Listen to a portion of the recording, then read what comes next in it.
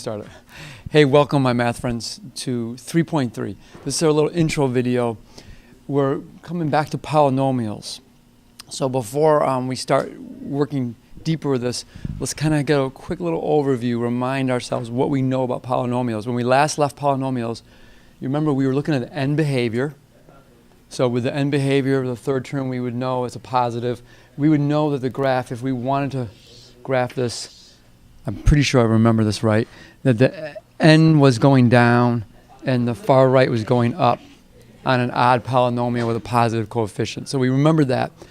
And then remember what we learned was, what do you call that? Eliminate synthetic substitution. With synthetic substitution, what we were doing is we were plugging in, we were picking a bunch of different x values and figuring out what the y values were. And when we did that, you know, maybe we would plot a point here and here and here and here. Then we could kind of estimate out what that polynomial looked like. And we discovered from that, you know, we would have a pretty good idea about what these are, what we would call the roots or the zeros. This is when we call this a zero because these are the points that when you pick the right x value, you get a y value that's 0. And that's a solution to the problem. That the solution meaning that if you set this equal to 0, if you can skillfully pick the right x value, you'll get this to equal 0. It doesn't always happen. Remember, sometimes you can have polynomials that may look like this, and in which case they'd have one real value, one real answer, but they'd also have two complex numbers. And we really didn't work too much with that, but they're out there and we're going to come back into those. So just kind of keep that in mind. Every third order, if it's raised to the third power, it's going to have 3 solutions. Either they're going to be all 3 real, or it's going to have 1 real and 2 complex or imaginary. And that's something we're going to learn in this chapter, that imaginary solutions always come in pairs. If there's one imaginary, there's always a second. They're conjugates of each other, always. So that's kind of where we left off with polynomials. We're kind of getting close. We could sketch things. We could figure out some ideas about it, but we didn't really know how to find the exact answers unless we were lucky and we just picked the right x value. So that's what 3.3 is. How can we find the zeros? So pause real quick, come back, quadratics, 3.2. Hopefully you did your homework, or if you didn't do it over break, hand it on Wednesday for half credit. So with quadratics, we discovered, which are basically just a polynomial, but you know, to the second term, so it's a special kind of polynomial when we only have a power 2. We basically figured out with a quadratic, every single way we now know how to factor it, right? We can use factoring like our old school method where you have your diamond. We could do, once in a while, you have difference between perfect squares. You know how to complete the square now, and you can even use the quadratic formula if you have.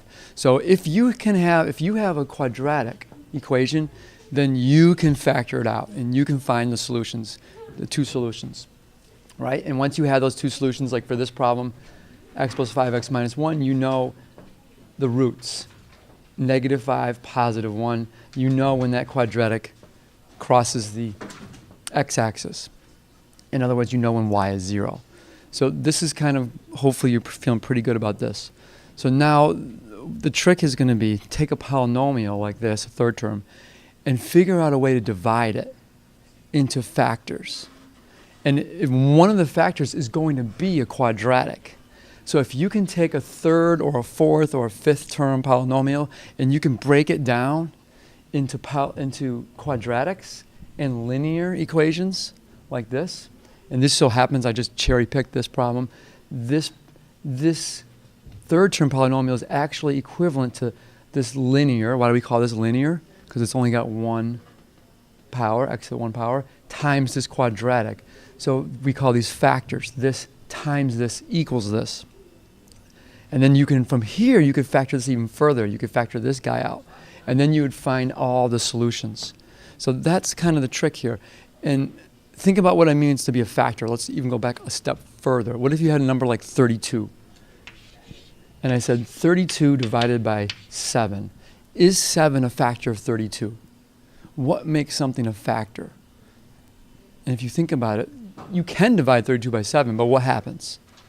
That's right, you get a remainder. So 32 divided by 7 is going to be 4, but there's going to be a remainder of 4, because 4 times 7 is 28, plus 4 is 32.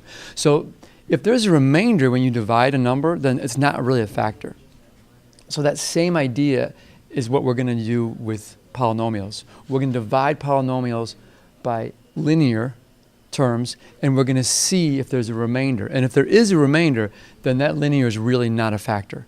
But if there's no remainder, then we know, just like if we did 32 divided by 8 equals 4, then we know that 8 is a factor of 32. And in fact, we know that 8 times 4 equals 32.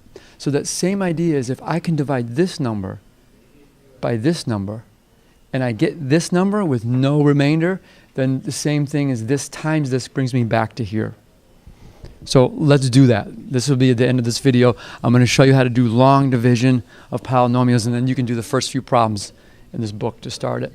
So I'm going to clean this off.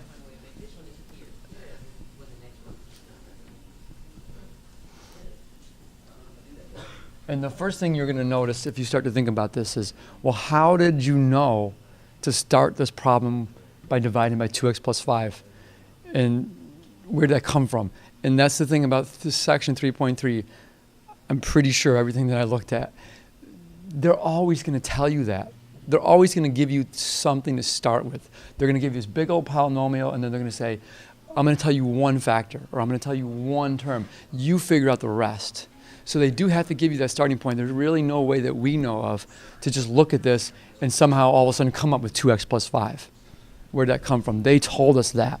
So if I have that problem, this big old polynomial, and they're telling me divide it by 2x plus 5, see what I get.